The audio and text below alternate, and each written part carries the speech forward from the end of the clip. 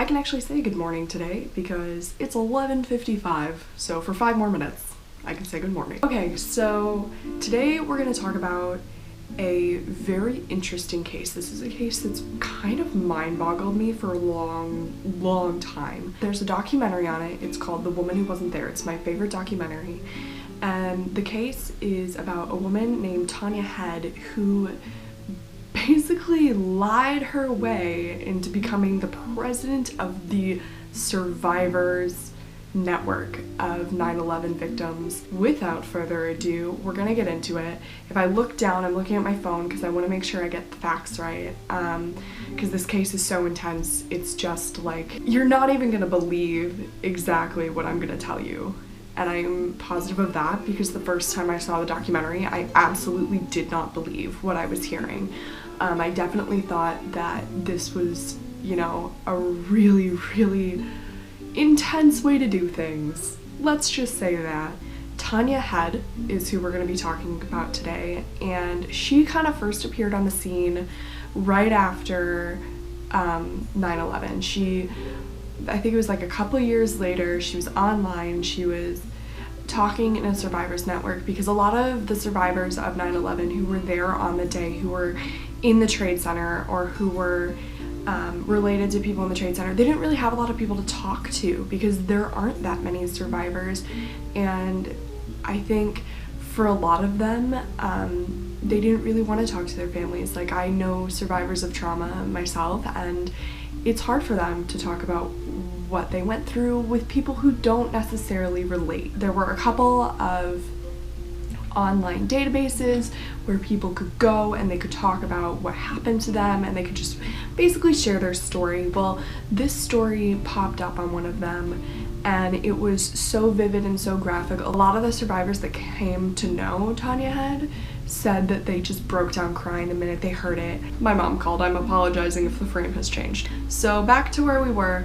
Tanya Head said that she was in the South Tower on the 78th floor. For those of you who don't know a lot about 9/11, obviously 2 planes hit the Twin Towers in New York and they hit at some of the upper floors. So by Tanya Head saying that she was on the 78th floor, that would have made her one of 19 people to have survived above the point of impact.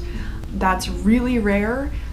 The towers fell before a lot of people could get out. There were people jumping off the towers and she miraculously made it out. So it's kind of one of those stories that immediately you hear it and you're involved. Like, you're invested in the fact that this woman has overcome this huge tragedy. And on top of that, she said that she was saved by a guy named Wells Crowther, who, if you know anything about the 9/11 tragedy, there was a man in a red bandana named Wells Crowther who saved a bunch of people before perishing himself. Tanya said she was one of them. She said she remembers the plane hitting, she remembers being doused in jet fuel, she remembers her arm being torn off, she remembers being on fire and Wells and his brown eyes pulling her out of the rubble, and she made it out and she spent the next 6 to 8 months in the hospital. And so this is her entire story.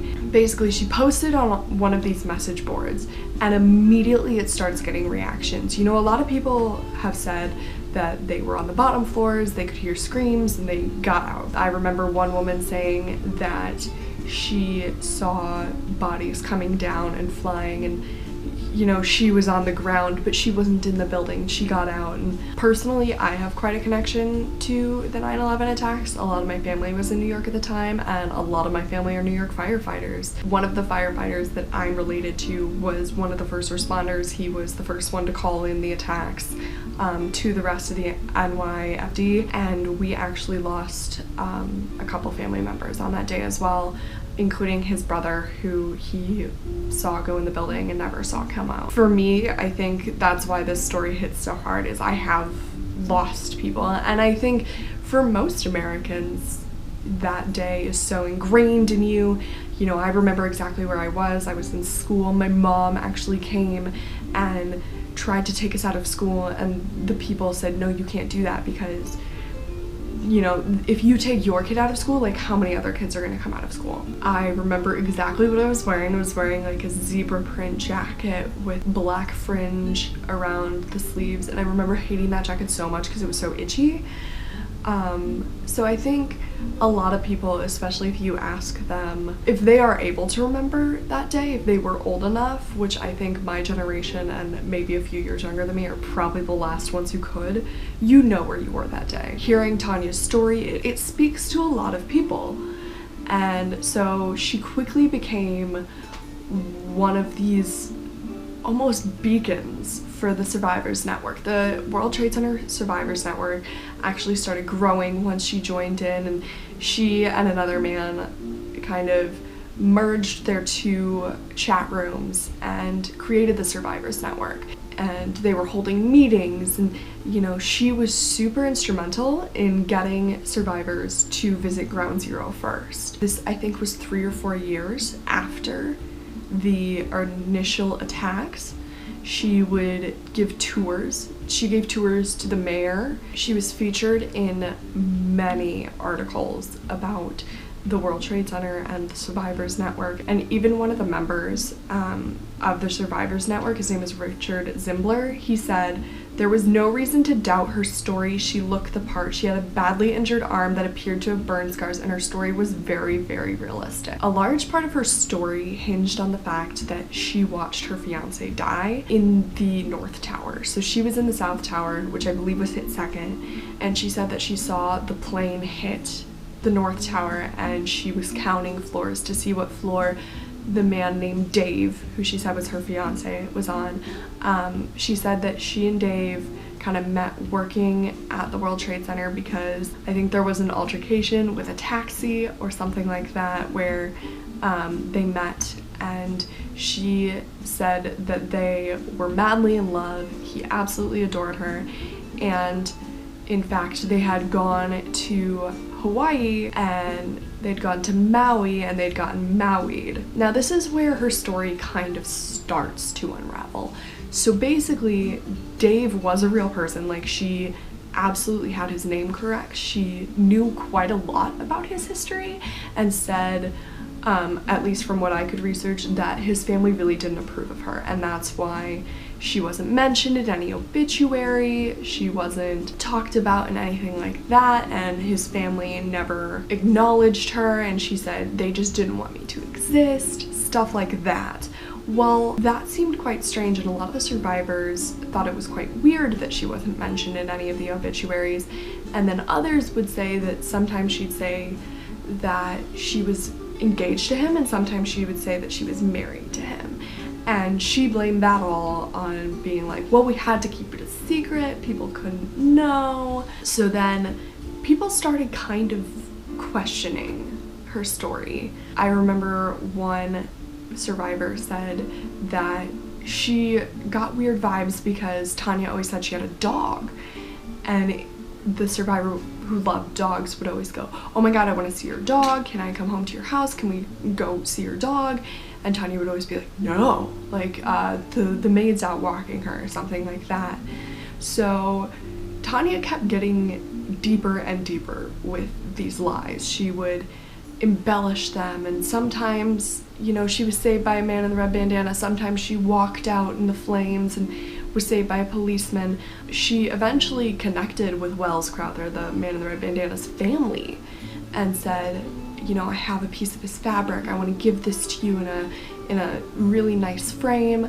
On top of that, I have pictures of him all over my apartment, I just want to remember his brown eyes. Like, really kind of strange things to say to the family. I think she sought to give them a little comfort when she was talking to them.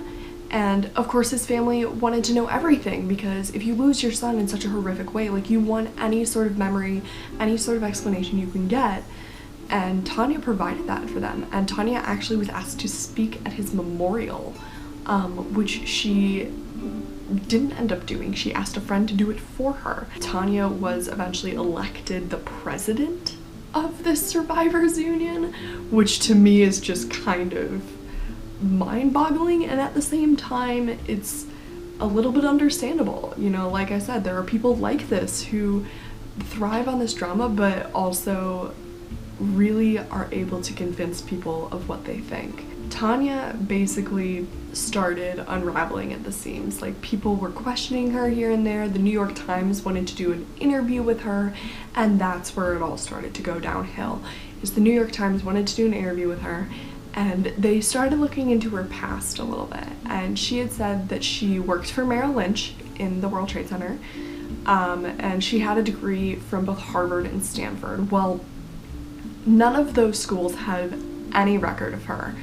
And on top of that, Merrill Lynch didn't have a record for her. And she said that she was continuing to work for them, even after 9/11. She was still working for them. They had no record of her. So she kept avoiding the New York Times calls, and they were just wanting to do like it was in 2007, so they just wanted to do like a 6-year anniversary piece and have her be a part of it and talk about the Survivors Network. Well, the other survivors were kind of getting a little suspicious as well. She was taking part in this kind of psychological warfare called flooding, which is a type of behavior therapy, I believe, that you basically go up and bring everything from your trauma to the forefront, and I think what she was doing was recording her telling the story and listening to it over and over and over again. She would call the other survivors and, just in tears, and so they start questioning things like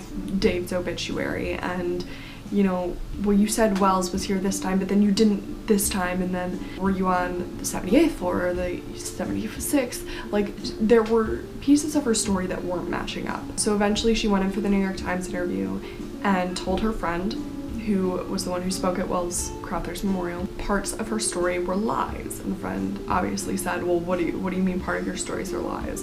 And she goes, parts of my stories are lies. That's when kind of everything blew up, and they really figured out who Tanya Head was. Tanya Head's name isn't even Tanya Head, it's Alicia Esteve Head, and she was born in Barcelona. Friends of hers from childhood have said that she was always kind of uncomfortable in herself. She was always a bit bigger, and she would lie about having boyfriends and say that, she couldn't do stuff because this person loved her so much she had to go out with him, and they all kind of knew that that was a lie.